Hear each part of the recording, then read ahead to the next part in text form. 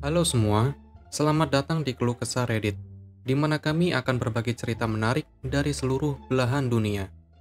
Kali ini kami akan membagikan cerita dengan tema Malicious Compliance, yaitu mengisahkan tentang sengaja mengikuti arahan orang sok tahu dengan maksud buruk.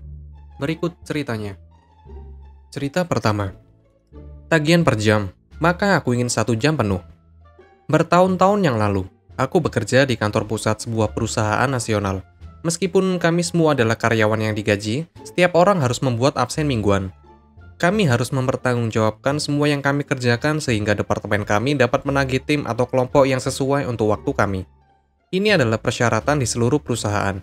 Jadi ini bukan hanya kasus manajemen mikro para pemimpin kami, waktu paling sedikit kami bisa login adalah kenaikan 15 menit. Setiap menit, setiap hari, tidak dapat ditagihkan ke departemen lain.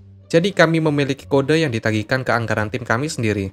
Ini digunakan untuk tugas-tugas umum yang tidak secara khusus dilampirkan pada proyek yang sedang berjalan, seperti memeriksa email, status bertemu manajer kami, pelatihan dan pengembangan, dan bahkan mengisi lembar waktu.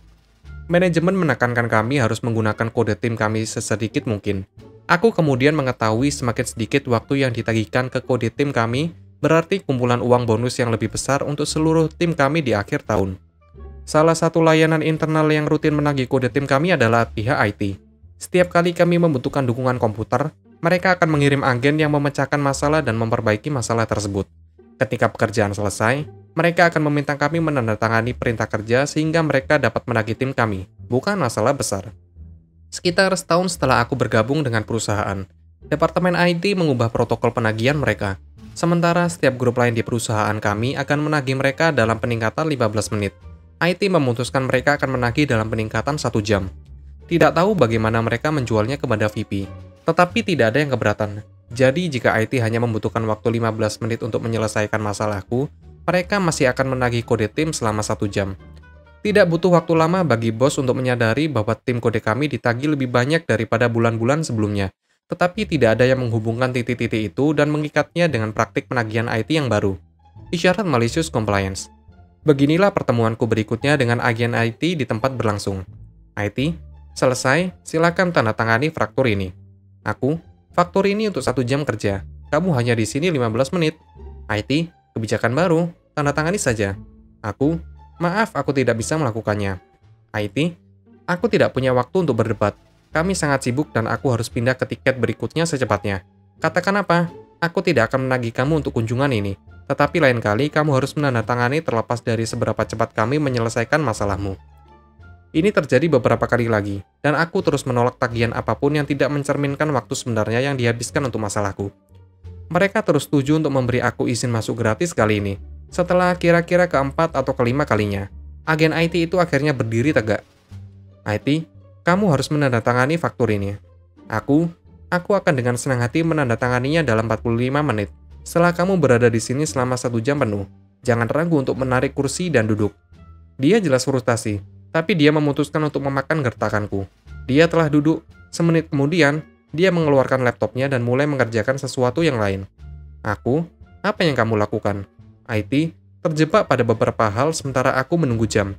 Aku, oh tidak, ini waktuku. Kamu tidak diperbolehkan mengerjakan hal lain untuk orang lain. IT, apa yang kamu harapkan dari aku? Hanya duduk di sini dan tidak melakukan apa-apa? Aku, iya, jika kamu ingin aku menandatangani faktur itu, maka kamu akan duduk di sana dan tidak melakukan apapun sampai waktunya habis. Orang ini keras kepala, jadi dia memang duduk di sana selama sisa waktuku. Aku menandatangani faktur, dan dia melanjutkan perjalanannya. Aku berbagi cerita ini dengan rekan-rekan, dan mereka semua memutuskan untuk melakukan hal yang sama pada saat mereka membutuhkan dukungan IT. Ini berlangsung selama sekitar 1 minggu. Kemudian IT mengubah nada mereka. Mereka tidak lagi meminta siapapun di timku untuk menandatangani faktur apapun, kecuali pekerjaan itu benar-benar memakan waktu 1 jam atau lebih. Ternyata mereka menghasilkan begitu banyak jam yang dapat ditagih melakukan hal ini kepada setiap tim di seluruh perusahaan, sehingga berurusan dengan malicious compliance kami yang tidak sepadan. Mereka memilih untuk melayani tim kami secara gratis daripada menyerahkan 45 menit lainnya yang dapat mereka bayarkan ke 2 atau 3 departemen lain dengan masing-masing 1 jam. Tahun itu, tim kami melihat bonus yang sangat bagus ketika kami memiliki surplus dana yang sangat besar dalam anggaran tim. Aku mendengar, tim IT dibuat seperti bandit dengan bonus mereka, sementara banyak tim lain tidak melihat apa-apa. Tahun berikutnya, Seluruh sistem penagihan internal dirombak. Kami tidak perlu menghitung waktu kami lagi, dan IT berhenti mengeluarkan faktur siapapun. Semua penagihan dikelola ke tingkat yang lebih senior. Cerita kedua. Kamu tidak ingin membiarkan aku pergi.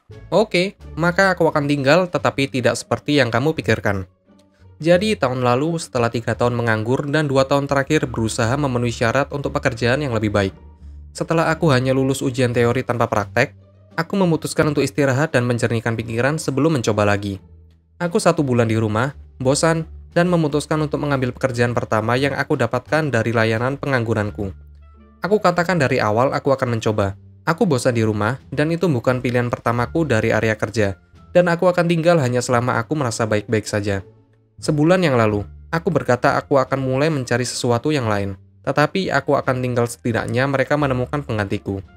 Semuanya baik-baik saja, pekerjaan itu baik, tetapi sekitar waktu yang sama, pemimpin tim kami mulai menggerta aku. Aku harus melakukan ini dan itu, aku lupa ini, aku melakukan kesalahan, dan aku harus menutupinya dari gajiku, dan lain-lain, dan lain-lain. Aku sudah muak, aku menemukan sesuatu yang lebih baik, dan aku memberi mereka pemberitahuanku. Aku mencoba membuatnya marah. Tetapi bos, yang tidak tahu bahwa aku ingin pergi sampai dia mendapat pemberitahuanku, mengatakan bahwa aku hanya dapat memberikan pemberitahuan pada hari Minggu, dan aku harus tinggal 2 minggu setelahnya. Oke bos, aku bilang aku akan melakukannya. Aku bekerja hari itu, dan sebelum giliran kerjaku, aku mulai mengeluh tentang sakit punggung dan hal-hal lain. Setelah shiftku selesai, aku tidak peduli tentang tugas yang belum selesai. Aku berkata pada shift berikutnya bahwa aku minta maaf. Aku melakukan yang terbaik.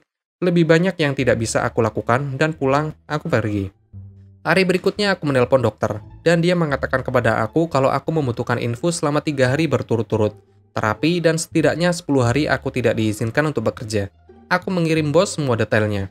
Akibatnya, hari ini bos menelpon, siap untuk mengakhiri kontrak kami lebih awal. Karena lebih murah baginya untuk mengakhiri kontrakku juga untuk membayar aku sampai akhir pemberitahuan untuk cuti sakit. Aku mencoba memberitahunya, tapi dia tidak mau mendengarkan.